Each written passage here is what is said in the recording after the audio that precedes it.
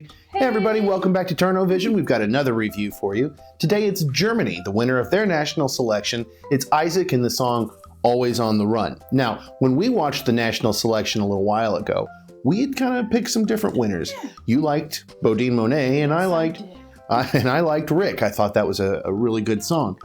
Alas, our wishes were not granted. However, Isaak is a very talented artist, and this is a good song, and we're going to give it a review and a rating. And are you ready? I'm ready. Let's go see it live. Let's do this. I like staging from first second. I can't refuse, I'm going on to no one gives Some censorship. Yeah, so far he sounds great. I'm really impressed. I like this live version a lot better than the video that we watched. Yeah. Okay. Yeah, that's good. Get in places. I love his voice. I really do. It's undeniable. Graphics is really good. It's very dynamic. It really gives you a lot of space. It looks great. His voice is very soulful. Lots of character, lots of attitude. Yeah. Everybody in the background clapping off time, trying to throw him off.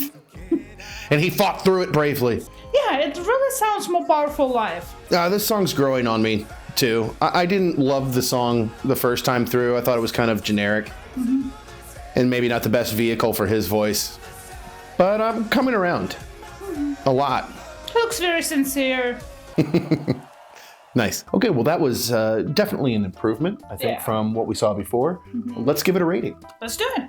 Okay, so first up we have the song. What do we think?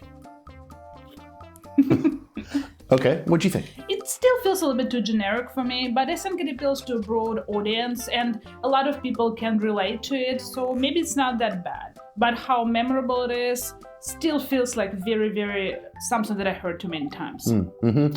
Yeah, it's growing on me. I liked it better than I did the first time that I heard it. I thought it was pretty generic. But I think it's a decent song. I think it has a nice big chorus, and it's not annoying at all. I wouldn't mind. No. I'm not going to hate listening to this a whole bunch during the Eurovision semifinals and everything else. This should be pretty good. Okay, then next up we come to the voice. How'd we like the performer singing? And we said, hey, yeah, I loved it. I think his voice is really big. I was between the 7 and an 8 for certain. Mm-hmm. I think, it's maybe not the best voice of the competition, but it's up there. He did great live. He sounded excellent live. Wasn't pitchy at all. Hit all the big dynamics, between softly singing and loudly roaring. He did a fantastic job. I'm a fan. That was good. I really enjoyed the timbre of his voice. It was very pleasant to listen to. Yeah, it's really soulful. I think that with different songs, he would sound even better. I think if you really found a song that showcased his abilities, it'd be pretty cool, pretty great. Yeah. All right, that brings us to presentation, performance, staging. What do we think of the whole production? And we said, yeah, I liked some of the things that they had going on. I would be critical. My criticism would be that there's not enough happening on stage. Yeah. Right? Like Isaac's he's a cool guy, and he's all right, but he doesn't move around a ton when he's singing that really cool song. Yeah. And that's not his fault. I think they need something else going on though, because it's just not enough happening for me. Yeah, I like the graphics. It really looked like very much in the song and bringing the dynamic that we want. Mm-hmm. But it's still not enough, and I think they need to work on his look. What he was dressed did nothing to me. It was not interesting. It was authentic, but it wasn't flashy enough. Yeah. So definitely there are tons of work needs to be done to improve it, but it's a good beginning. Yeah, good start. Next is uniqueness. Mm-hmm.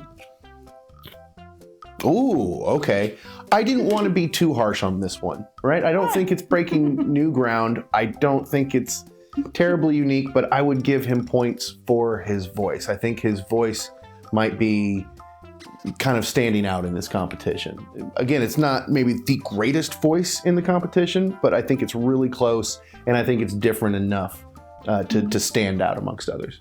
To me, it just sounds such something that I heard so many times that I would be lying if I give more points here. Mm-hmm. It's good quality song, but it just doesn't stand to me like something unique. Okay, that's more than fair. And then finally, we have our own personal preference. What did we individually think about the song? Do we like it? We said, oh no, Anastasia is harsh today. If it would be Budin Monet, it would be like 9 or 10. It's my favorite song of this Eurovision. I'm like literally listening to it every day when I work. Oh, wow. But with this one, I like the guy, I like his voice, I just don't. Okay. It's not my song. That's all right. This one really caught me this time. Like I said, I'm really coming around on it. I think it wasn't too special to me before, but watching that live performance, I'm starting to enjoy it. I think it's a good song, and I really like the guy. So good points from me. Okay, well, those were our ratings. What would you rate the song? Did you agree with us? Did you feel differently? Do you like Germany's selection for this year's Eurovision? Let us know in the comments. As always, like, subscribe. We'll see you next time. Turn a Vision out.